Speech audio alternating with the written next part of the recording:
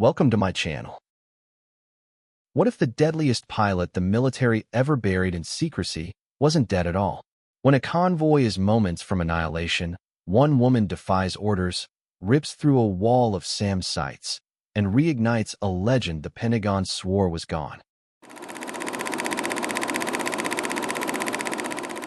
The sky over Redstone Valley burned a deep, angry crimson as I gripped the edge of the cockpit, watching the desert stretch endlessly below. My squadron was pinned down, trapped in a narrow ravine that looked like it had been drawn for our destruction. Every radio channel crackled with panic. Red Hawk Actual, this is Recon 12. We're surrounded. Immediate air support needed. Over. The desperation in their voices made my chest tighten. There were no safe options left. Every exit was cut off, every approach monitored.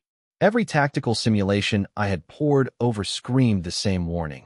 No pilot could get in there and survive. Then I felt it. The familiar hum of power beneath me, the engines of my A-10 Warthog vibrating with lethal precision. I pulled my flight suit tighter and reached over to touch the small bronze wing charm pinned to my chest. My father had given it to me years ago, a reminder that some flights weren't about glory. They were about saving lives, even if no one ever knew. I was just 5 feet 7 inches on the tarmac, my brown hair tucked neatly into a regulation bun that did little to disguise the tenseness in my jaw. To anyone watching, I probably looked too slight, too ordinary to be trusted with something this dangerous. But I had been ready for this my whole life. For the past 4 years, I'd been stuck in training sorties over barren ranges outside of Sandridge City, running maneuvers that would likely never see real combat. My colleagues flew the real missions, and I was the one marking the ground with smoke trails, showing rookies how to loop safely, how to track targets on a digital map. The commanding officers called me precautionary, a safe option, but never frontline material. Captain Derek Holloway had said it bluntly once. The Warthog isn't for someone who folds under pressure. It takes steel in the spine to fly close air support. Not you. Major Claire Benton had been even harsher. Keep to the training flights. That's enough. No one expects more from you. I learned to listen and smile anyway, absorbing every tactical report, every mission breakdown, every detail of aircraft capabilities as if I were preparing for something no one could imagine. I had a habit of finding ways to contribute outside official duties, helping wounded soldiers at the base hospital, assisting Marines with weapon maintenance, or simply listening when others carried the invisible scars of combat. These were small gestures, almost invisible, but I knew they mattered. And now, as the radio screamed in chaos, those quiet years of preparation mattered more than anyone could have guessed. Red Hawk Actual, this is Lieutenant Mara Jensen. I'm going in. Hold your ground. The room went silent on the other end. A few seconds later, the screech of disbelief broke through. Jensen, this is a frontline engagement. You're not cleared for combat. This is a kill zone. SAM sites, heavy machine guns. I know, I said calmly, scanning the tactical display in front of me. My eyes locked on a narrow corridor between 2 surface-to-air missile placements. But there's a window. Just 12 seconds. Enough to make a run if I hit it perfectly. The officer on the radio swallowed the words I couldn't hear, probably because he knew deep down that hesitation here would cost lives. I climbed into the cockpit, my fingers brushing the bronze charm once more. I fired the engines, rolled onto the runway, and ignored the tower's urgent calls for clearance. In 12 minutes, I would either make it through or I wouldn't. But right now, there was only one truth. Someone had to fly. The desert stretched out like a molten sea beneath me, jagged ridges casting long shadows that hid the enemy's eyes. Every calculation, every maneuver I had practiced countless times in training, suddenly mattered for real. The valley ahead was a death trap, a textbook kill zone. SAM sites were positioned to cover every angle. Machine guns clawed at any approach, and drones patrolled the ridgelines for anything daring enough to enter. I adjusted my helmet, feeling the hum of the Warthog beneath me. This wasn't a routine sortie. This was life or death for 12 Marines pinned down in the ravine below. My heart beat steadily, not out of fear, but because I knew what was at stake. Red Hawk 21, this is Recon 12 Actual, came the frantic voice over the radio. We've got 5 wounded, ammunition nearly gone, and extraction is delayed. If you can't get in, we're done here. I keyed the mic, my voice calm, steady. Copy that, Recon 12. Hold tight. I'm on approach. The valley floor rose to meet me like a wall of fire.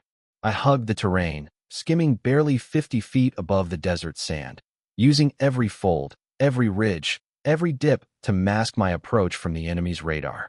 Missiles streaked past me, tearing the air into explosive shards. Each one came too close. I could see fragments bouncing along the canyon walls, but I didn't flinch. Every movement was precise, practiced, inevitable. I reached for the weapon's controls, feeling the familiar grip of the Warthog's avionics. My target markers lit up, the SAM sights, the heavy weapons, the fortified enemy positions that had the Marines trapped. My finger pressed the trigger for the GAU-8 Avenger cannon, and the valley erupted in thunderous BRRT. Explosions rocked the canyon, sand and debris cascading into the ravine where the Marines lay pinned. I kept my approach tight, calculated, choosing targets that would give the ground team the maximum cover. My movements were smooth, almost ritualistic, the product of years of preparation no one had ever noticed. Holy hell! A Marine's voice broke through the radio. Red Hawk, she's actually here. She's clearing the exit. I can see it. I couldn't respond with sentiment. Lives were still at stake. I made a second pass, weaving through enemy fire, neutralizing the remaining heavy weapons. My hands moved automatically, each button and toggle a memory of endless drills, every failed attempt in simulation a lesson in how to survive. And then it hit me, my own call sign, the one I had long buried in rumor and secrecy, whispered across the radio. Red Hawk 21, you sound like Silent Falcon? I froze for a split second. Silent Falcon, the ghost pilot, the one they had declared killed 3 years ago during Operation Iron Mirage. The pilot whose precision had saved entire units, whose legend existed in whispers and debriefs no one outside a select few had seen. Affirmative, I said softly. Silent Falcon, still flying. There was silence on the channel for a heartbeat, then a chorus of disbelief and awe. Recognition came too late for celebration, but just in time to save the Marines. The extraction point opened, the valley cleared of immediate threats. Helicopters swooped in, lifting the exhausted, wounded men to safety. I stayed low, watching until every last Marine was aboard before pulling up and away, feeling the Warthog tremble from the stress of my dives. By the time I returned to base, the engines were hot, the fuselage scarred, but every life I had saved weighed more than any burn mark. Maintenance crews stared in disbelief as I rolled to a stop, my helmet damp with sweat, my hands still shaking from adrenaline and focus. Ma'am, that was impossible, Staff Sergeant Raul Ortega said, eyes wide. We didn't think anyone could get in there alive. Someone had to, I said quietly, touching the bronze wing charm once more. And someone did. The landing strip was swarmed when I taxied in. Mechanics, officers, even rookies still smelling of flight school. All of them were waiting, wide-eyed and silent, as if they had just seen a ghost. In a way, they had. I pulled off my helmet, shaking loose strands of hair from my face. The desert heat pressed down, sticky and suffocating, but no one moved closer. They just stared, like they weren't sure if I was flesh and blood or the legend they'd only heard about in after-action whispers. Captain Derek Holloway was the first to speak. His voice cracked, his usual arrogance nowhere to be found. Lieutenant Jensen, your Silent Falcon? I met his eyes, steady. That was the call sign once. Not one I use now. But they said you died. That you. He cut himself off, struggling for words. The others shuffled closer, eager for answers. I didn't give them any. Not yet. Instead, I stepped down from the Warthog, my boots hitting the tarmac with a finality that seemed to echo. The scars on the aircraft were brutal, charred streaks across the fuselage, stress fractures near the wings, warning indicators flashing across every panel. She had taken a pounding and still carried me home. Staff Sergeant Raul Ortega jogged up, his checklist already in hand. His face was pale, his jaw tight. Ma'am, this bird isn't flying again without serious repair. She's got stress cracks in the frame, heat damage on the engines, and the gun system's half fused from overuse. I'll need a week, minimum, if I can track down the parts. Do it, I said. She'll fly again. He nodded, but his eyes lingered on me with something unspoken. Respect, maybe fear, maybe both. The officers didn't wait long before surrounding me. Major Claire Benton herself marched across the strip, her posture as rigid as always, but her expression a mix of fury and something harder to read. "Lieutenant Jensen," she barked. "What the hell do you think you were doing? Unauthorized launch, ignoring direct orders, endangering one of our few CAS assets. You've just written yourself a court-martial." I stood my ground. My pulse was still steady, even after everything. "Ma'am, with respect, there were 12 Marines in that valley who wouldn't be alive if I hadn't gone in. I made the choice I had to." "You made the choice to disobey command," Benton snapped. "Do you have any idea how reckless that was?" Behind her, voices rose from the crowd, mechanics, pilots, even a few ground crew who had overheard the radio transmissions. "She saved them. She flew right into the kill zone. No one else could have pulled that off." The murmurs grew, swelling into a tide Benton couldn't completely silence. She saw it too. The way they were looking at me now, not as the sideline trainer they'd dismissed for years, but as someone who had just rewritten the rules of survival. Her jaw clenched. "Debrief. Now." They dragged me straight into the operations center, where the air was thick with disbelief. Intelligence officers, senior commanders, analysts, all of them peppered me with questions. "Why did you launch? How did you plan the run? How did you survive?" I answered only what I had to. Calm, focused, never giving more than they needed. For 4 hours, the interrogations circled the same point. Silent Falcon had returned. The pilot they had buried in classified files wasn't dead. She had been training in silence, hiding in plain sight, waiting for a moment like this. When it finally ended, I walked out into the night air, exhausted but unshaken. My warthog sat under the floodlights, surrounded by maintenance crews cataloging every scar she bore. The sight of her made me pause. She looked battered, worn, but alive. I reached out, running my fingers along the rough edges of her fuselage. "You did good," I whispered. Raul Ortega looked up from his checklist. "Ma'am, how long have you really been flying combat missions?" I gave him a small, tired smile. "Officially? Tonight was my first. Unofficially."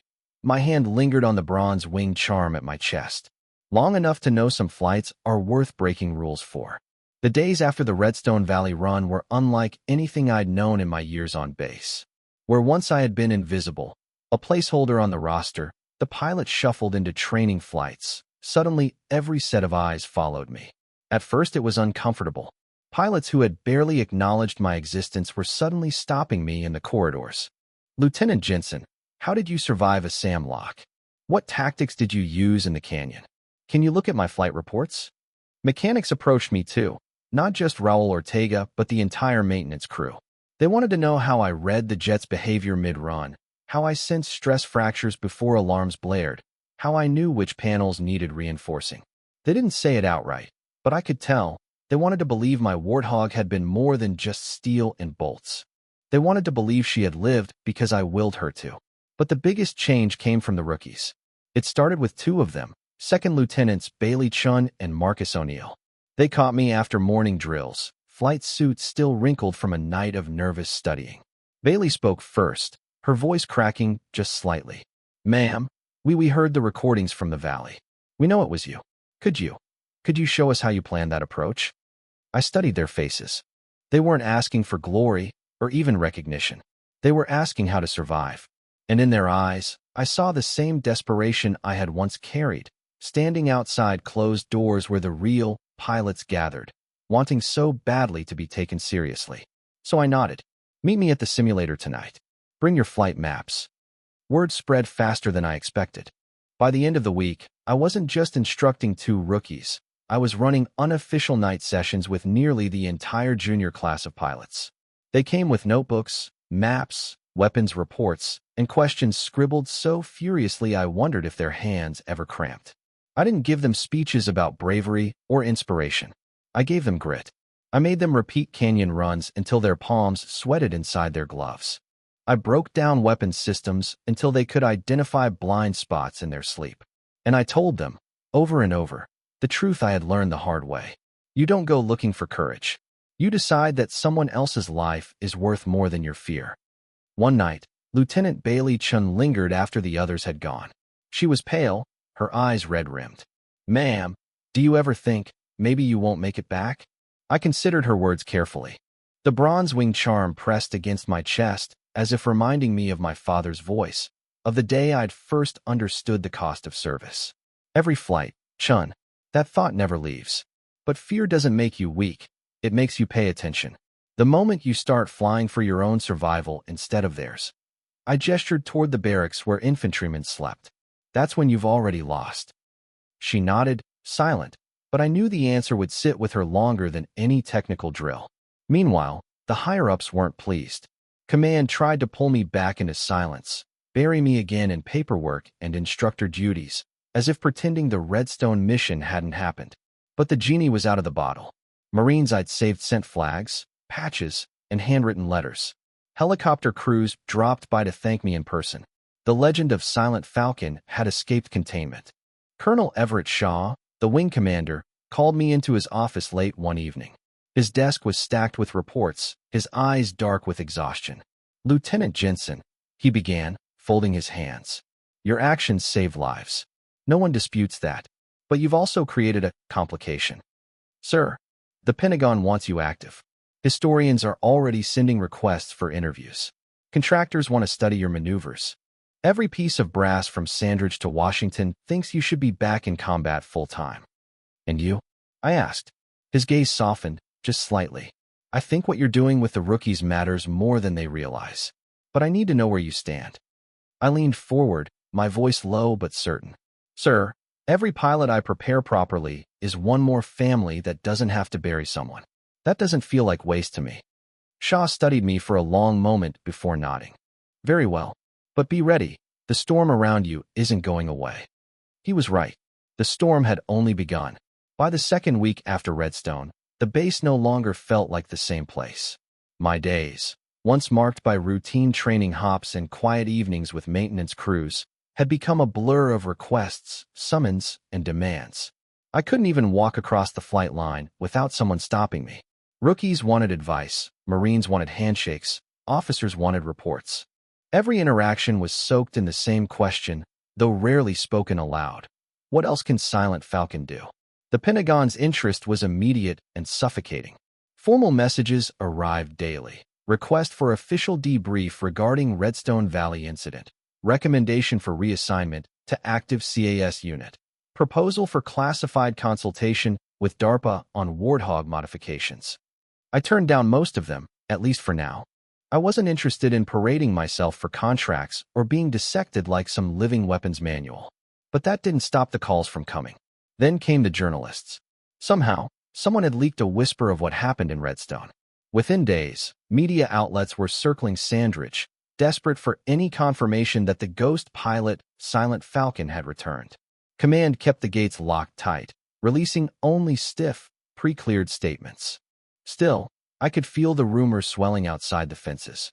Inside, the tension grew sharper. Some of the senior pilots resented the sudden shift in attention. I caught Derek Holloway snapping at younger flyers in the mess hall, his pride still bleeding from the way I had proven him wrong.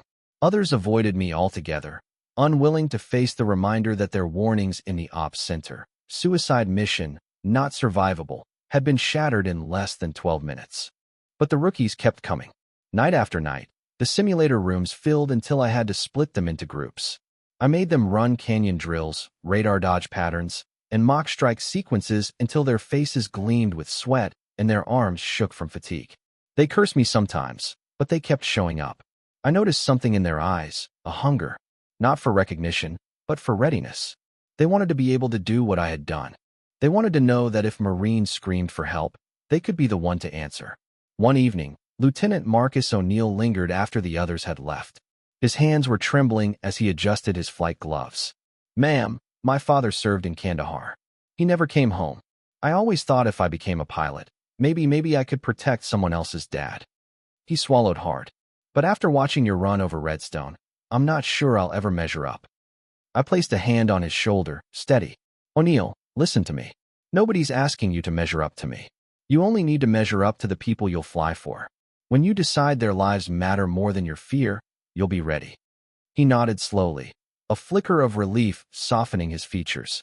Still, the pressure outside kept building. One afternoon, Colonel Everett Shaw summoned me to his office again. His expression was harder this time, his words edged with frustration. Mara, the Joint Chiefs are asking for you by name. They want you reassigned to an active combat wing immediately. I've delayed them as long as I can, but they're running out of patience. I'm more useful here, I said flatly.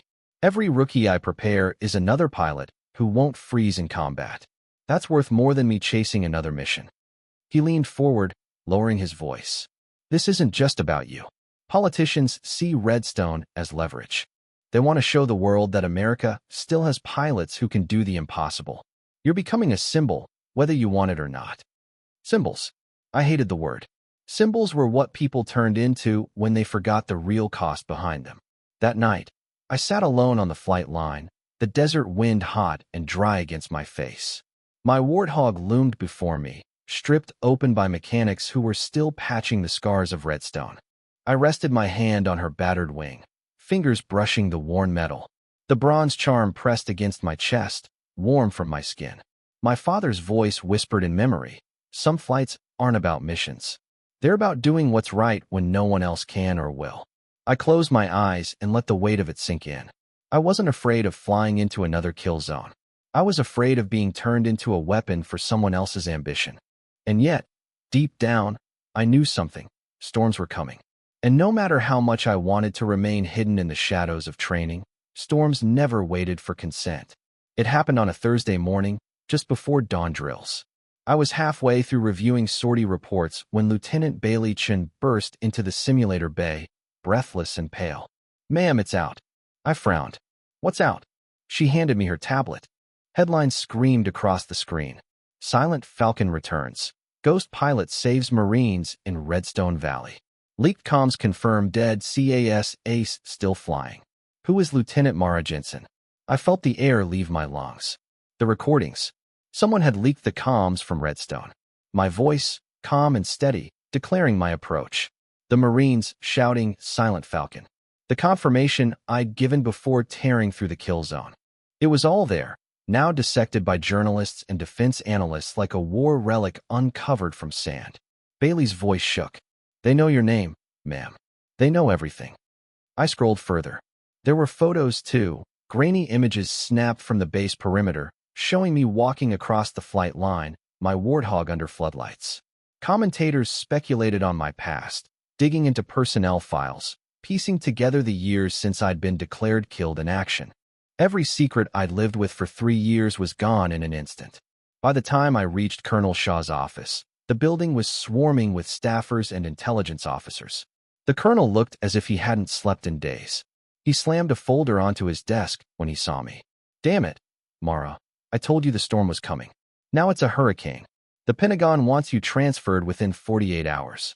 Senators are calling. The press is camped outside our gates. Even foreign governments are demanding briefings on your status. You've gone from ghost to headline overnight. I sat stiffly, forcing myself to breathe evenly. Sir, I didn't leak the recordings. I know you didn't. His voice softened, just slightly. But that doesn't matter anymore. You've become a political chess piece. And chess pieces don't get to move themselves. That stung, more than I wanted to admit. That evening, the rookies still showed up for training, though the room buzzed with tension. They looked at me differently now, not just as an instructor or even a survivor, but as something larger than life. A symbol, exactly what I feared becoming. I tried to ground them. Forget the headlines. Forget the myths. What matters is what you do when it's your turn.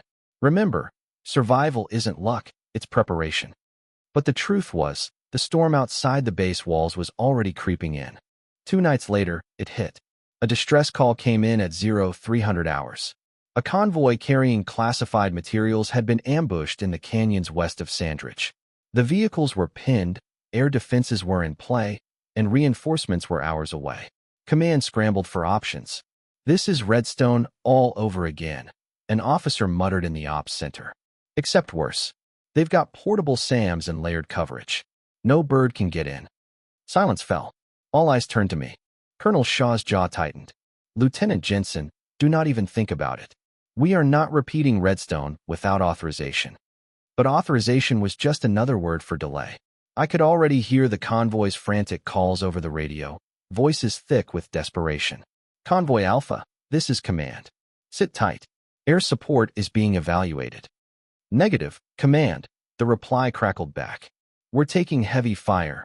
Repeat, heavy fire.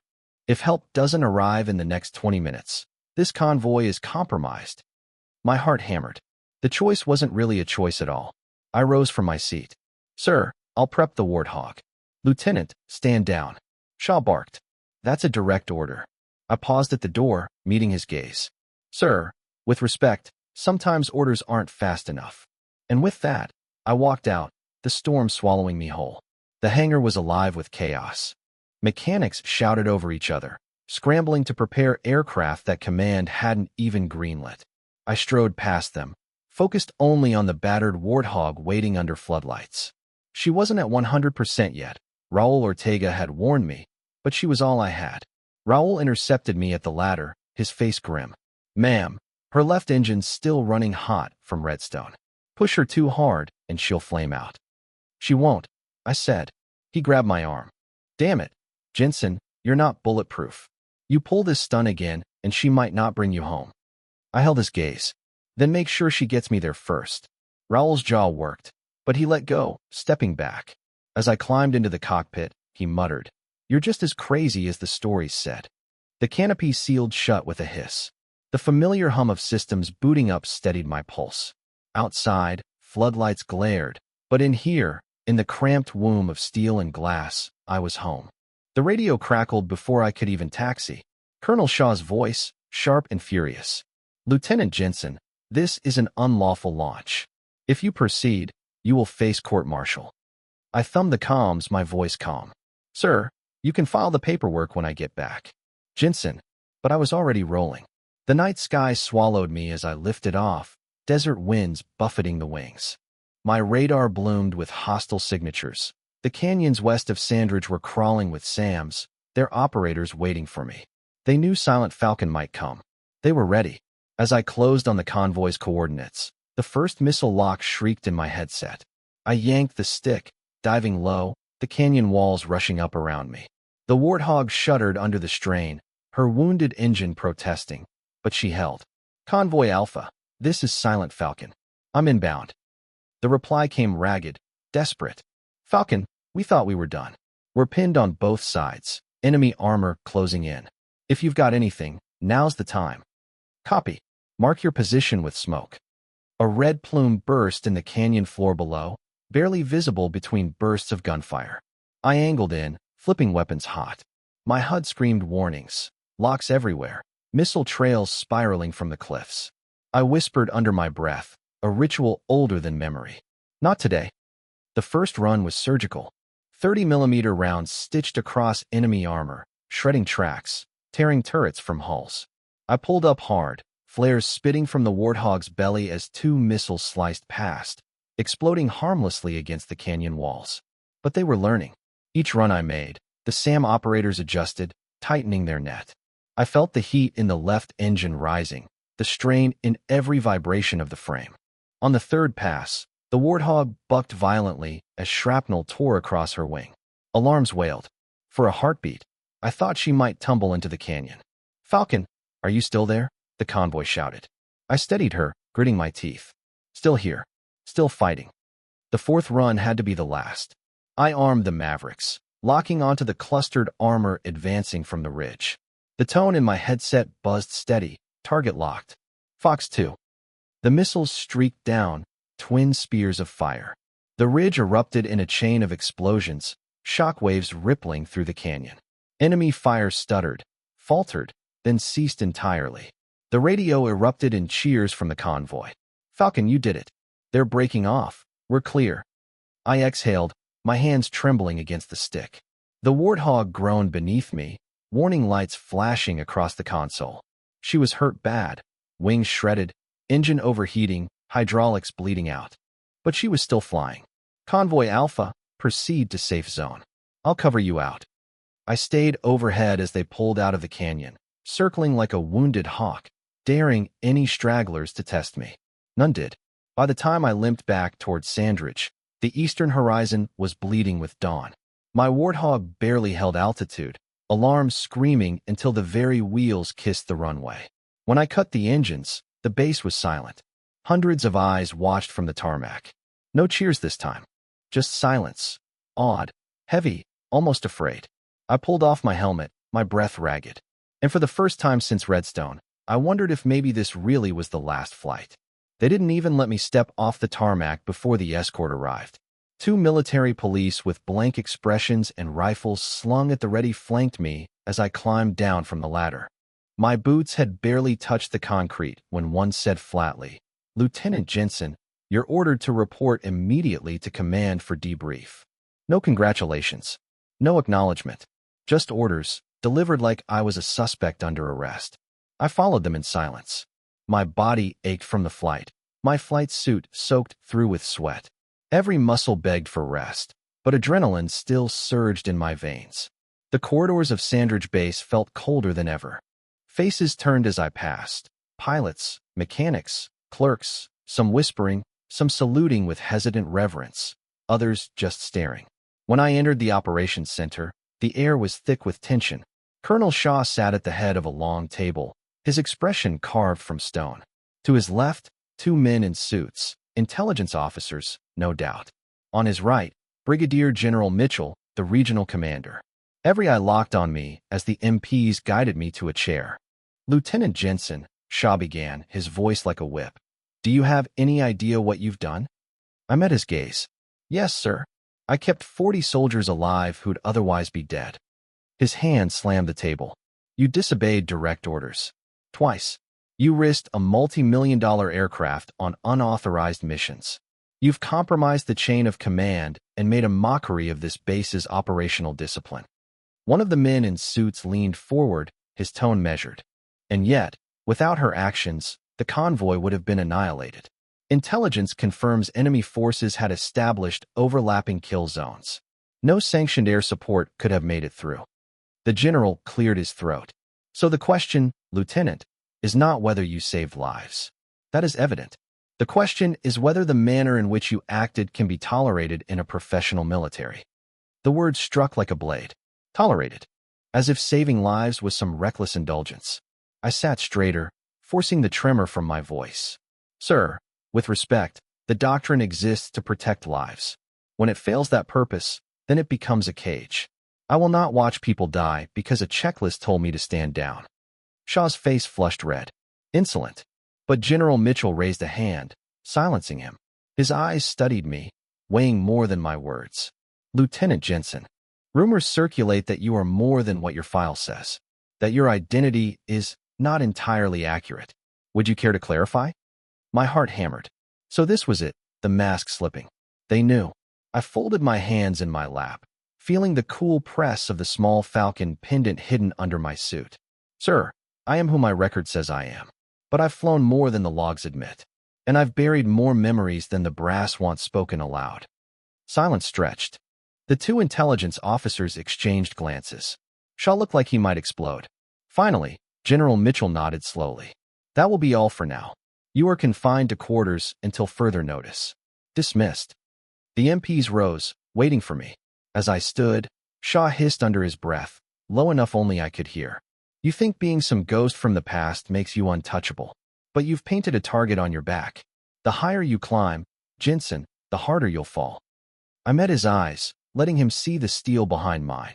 "Maybe, but when I fall, it'll be after pulling others out of the fire. That's more than you can say." The MPs escorted me out.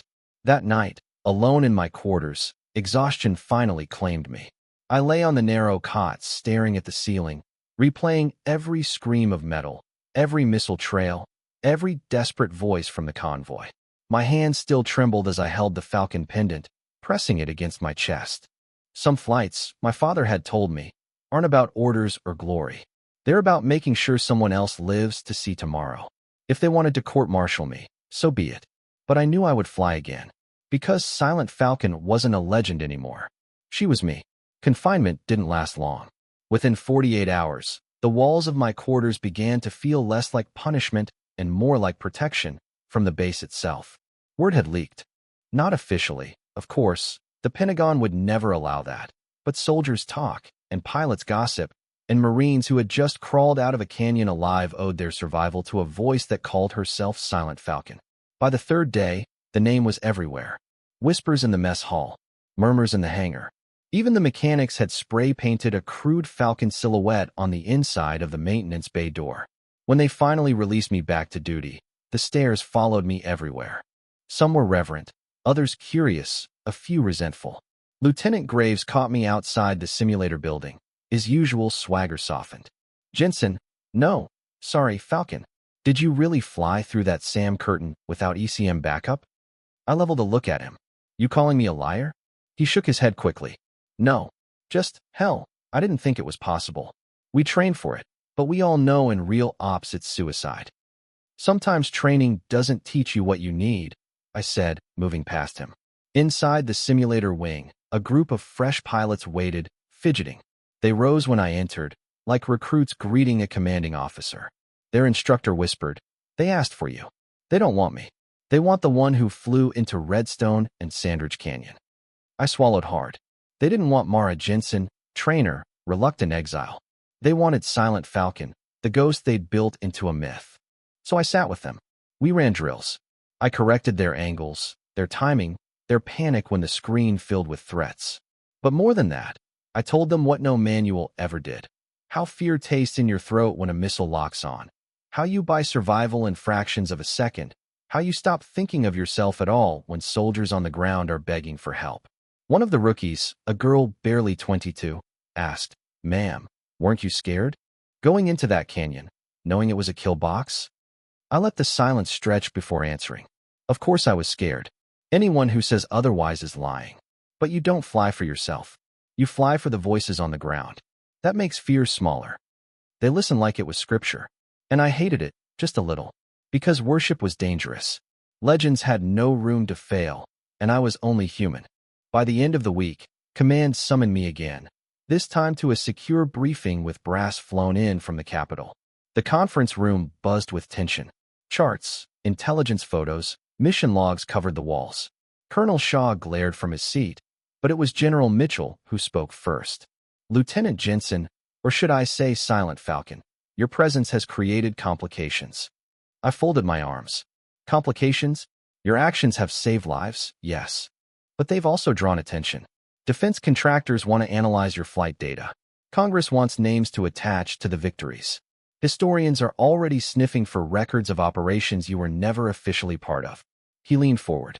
"The Pentagon has a choice. Either confirm you as the return of Silent Falcon or bury you deeper than before." The man in a gray suit from intelligence added, "Frankly, Lieutenant, letting the myth breathe could serve morale. Troops believe in Silent Falcon. Belief has power, but it also makes you a symbol the enemy will haunt. Are you ready for that?" The room went quiet. All eyes on me.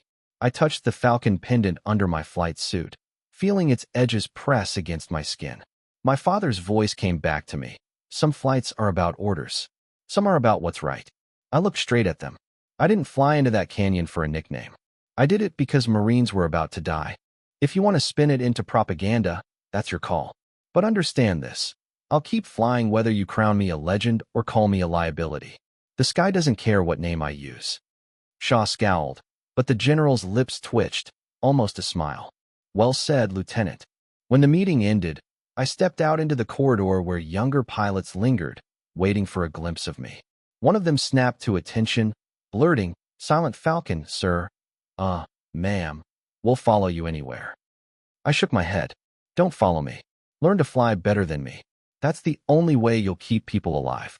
Their eyes burned with something I remembered from my own first days, belief that heroes existed. And for the first time in years, I realized belief was heavier than fear. The nights were the hardest. Sandridge Base grew quiet after midnight, the desert winds sweeping over the hangars and the fuel lines, the lights dimming until only the faint glow of the tower kept watch.